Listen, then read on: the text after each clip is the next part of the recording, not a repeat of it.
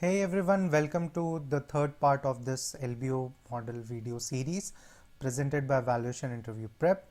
So in this video, we will be talking about debt structure and how it is linked to different sections of this model. So let's see how it's done. So here we have two important inputs which are required in this structure. One is all the assumptions of the debt, and another is the debt interest schedule. So in this debt structure, number one thing is the total debt that would be used in this model, and that is coming from the leverage ratio. This leverage ratio of 11 is based out of EBITDA. So 11 times the EBITDA, I have taken the debt. Usually in LBO deals, I have seen this between 5 to 10. But Infosys being a big company, using 11x also, I was just able to create the D ratio of 2. You can just play with this ratio and see how the returns changes when we change this ratio to 12, maybe 13, 14, or if you reduce it to 5 or 6 something. Then we have the spread.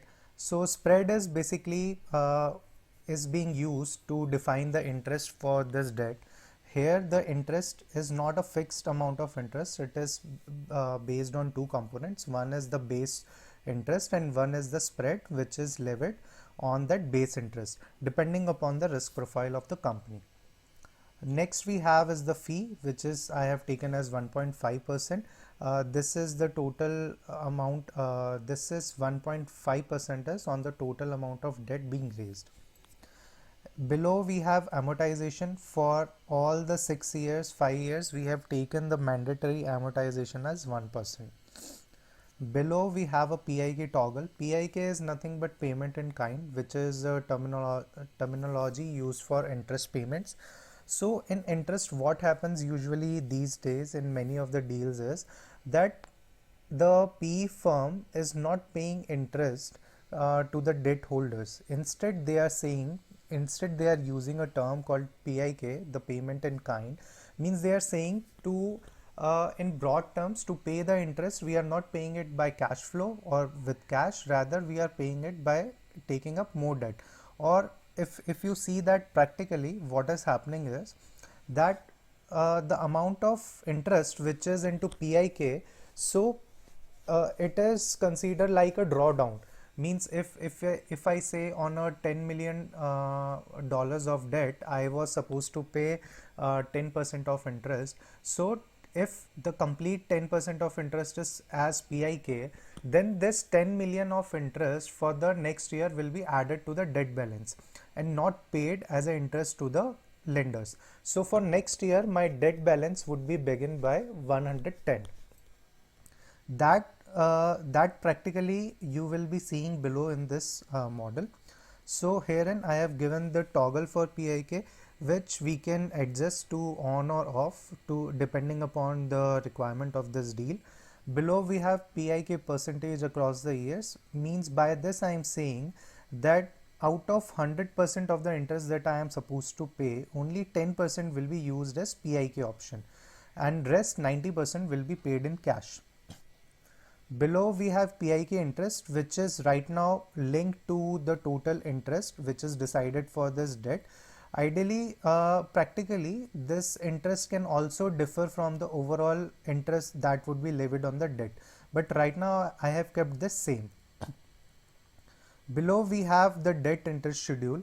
So herein we have two sections. One is the spread. Spread is coming as the 90 basis point from above.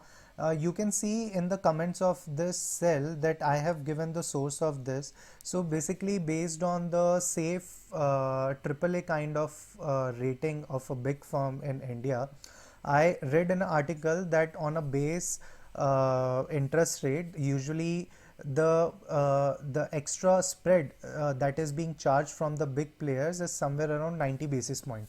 So it was somewhere around 80-85 basis point, but on a bigger side, on a peak side, I kept it at 90 basis point for this particular model. And one is the base interest rate, which in this case I have used as a 10-year GSEC. So this again is predicted by many of the databases for future recent years, like for next 4 or 5 years, that how the interest rate is going to be in the short term future.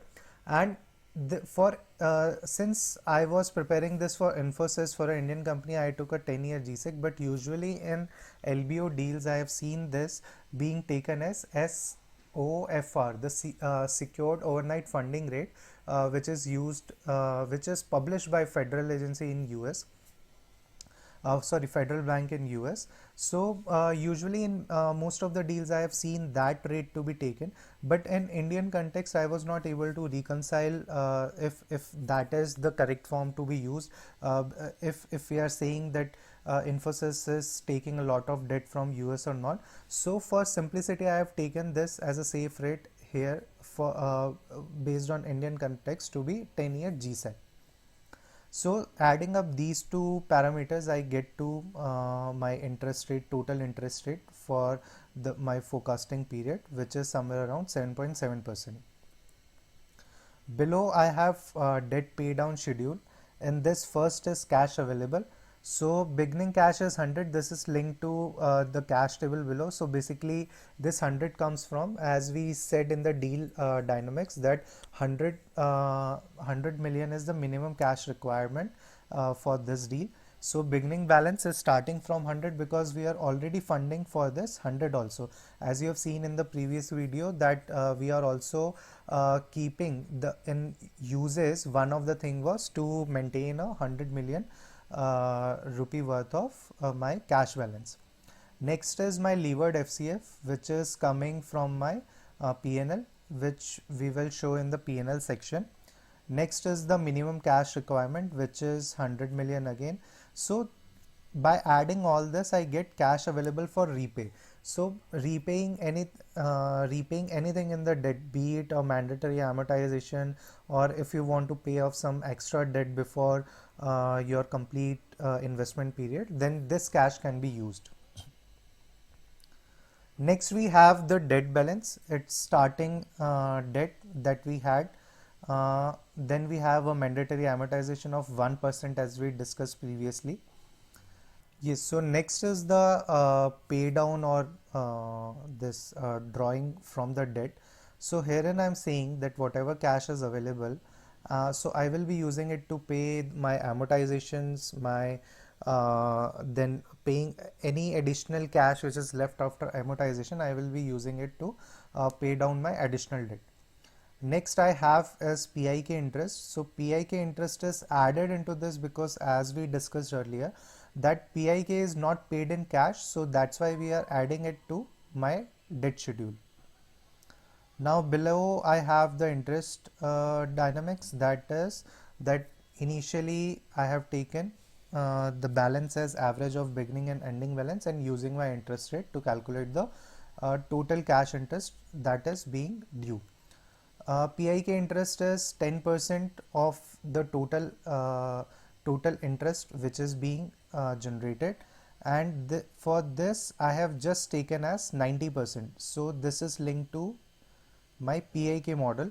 So herein for PIK I have 10%, but for cash interest I am using 1 minus 10, that is 90%. Okay, so we also have one component of adding up the interest income. Because we have a lot of cash, we have a minimum requirement to cater. So that's why we assume that on a base interest rate, on a GSEC interest rate, we will be also earning some income from the cash which is sitting onto my balance sheet. Next we have the total cash interest expense, which is again not taking into account the PIK interest because that is being added up in my debt schedule. Below I have simply just placed a cash table to see that my ending cash is always 100 million as per my lender's requirement. So in this, this is basically all done about the debt structure. Let me just go through it once again. Yes, everything is covered into this.